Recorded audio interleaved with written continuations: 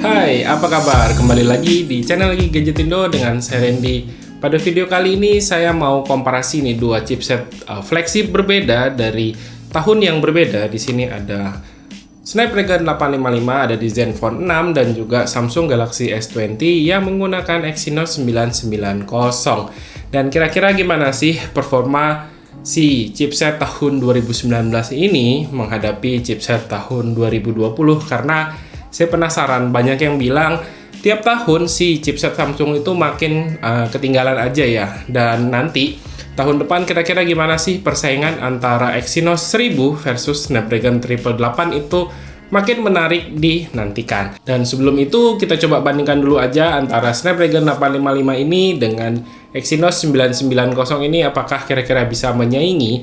Di sini saya bakal menggunakan 3 tes yang berbeda. Yang pertama ada 3D Mark, itu untuk mengukur performa GPU dari kedua chipset ini. Terus juga ada Geekbench untuk mengukur kinerja CPU, dan juga terakhir itu ada Antutu Benchmark yang fungsinya untuk mengukur kinerja dari kedua chipset tersebut. Dan juga saya bakal ceritain gimana sih pengalaman menggunakan kedua chipset ini dalam penggunaan sehari-hari, baik untuk keperluan multitasking maupun juga untuk main game.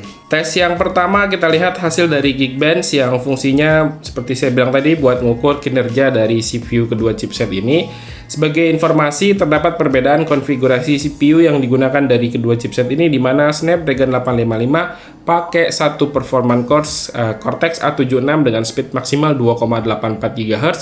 Terus ada 3 performance core Cortex A76 juga, tapi dengan speed yang lebih rendah di 2,42 GHz. Sama sisanya 4 untuk low power itu pakai Cortex A55 yang berjalan di 1,78 GHz. Lalu sementara itu untuk Exynos 990 pakai 2 custom core M5 dengan speed maksimal di 2,73 GHz, terus 2 Cortex A76 dengan speed maksimal 2,5 GHz dan 4 low performance dengan Cortex A55 itu speednya di 2 GHz. Kalau dilihat dari hasil Geekbench, baik skor single maupun multiscore dari Exynos ini unggul dibandingkan dengan Snapdragon 855. Dan ini kerasa kalau kita pakai untuk keperluan sehari-hari, buka tutup aplikasi di Samsung S20 ini kerasa ngebut banget. Dengan hasil begini bukan berarti Snapdragon 855 ini lambat ya, karena perbedaan kecepatannya juga ini nggak kerasa signifikan. Dan nggak akan berasa kalau kita nggak pakai HP ini secara bersamaan.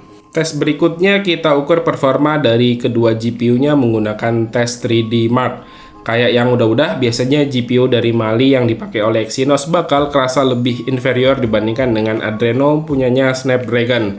Bayangin aja, Snapdragon 855 dengan Adreno 640 yang notabene keluaran tahun 2019 masih punya performan grafik yang lebih baik dibandingkan dengan Mali G77 MP11 punya Exynos 990 yang keluaran terbaru tahun 2020.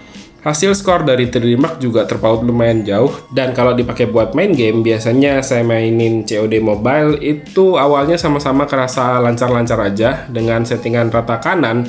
Tapi kalau udah main di atas 10 menitan, performa dari Samsung S20 ini udah mulai kerasa batuk-batuk dengan beberapa frame drop yang cukup jauh meskipun secara intensitas nggak terlalu sering. Kayaknya masalah GPU ini masih jadi PR utama Samsung ya, dan mudah-mudahan kolaborasi Samsung dengan AMD itu bakal cepat kerealisasi supaya GPU dari Samsung ini bisa lebih kompetitif. Terakhir, tes pakai Antutu Benchmark. Tips dari saya kalau mau lihat dari skor Antutu itu, jangan lihat skor akhirnya doang, tapi bandingin satu persatu komponen yang diukur.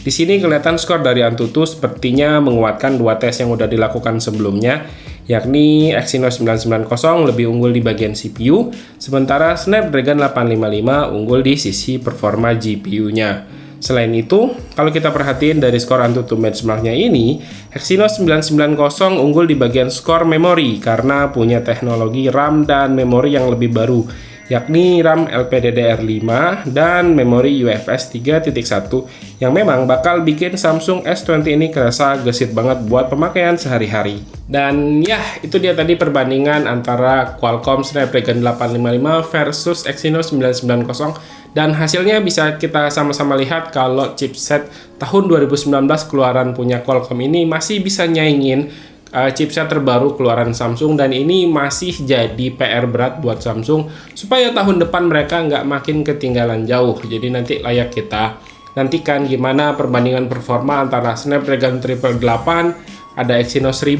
dan juga Apple Bionic A14.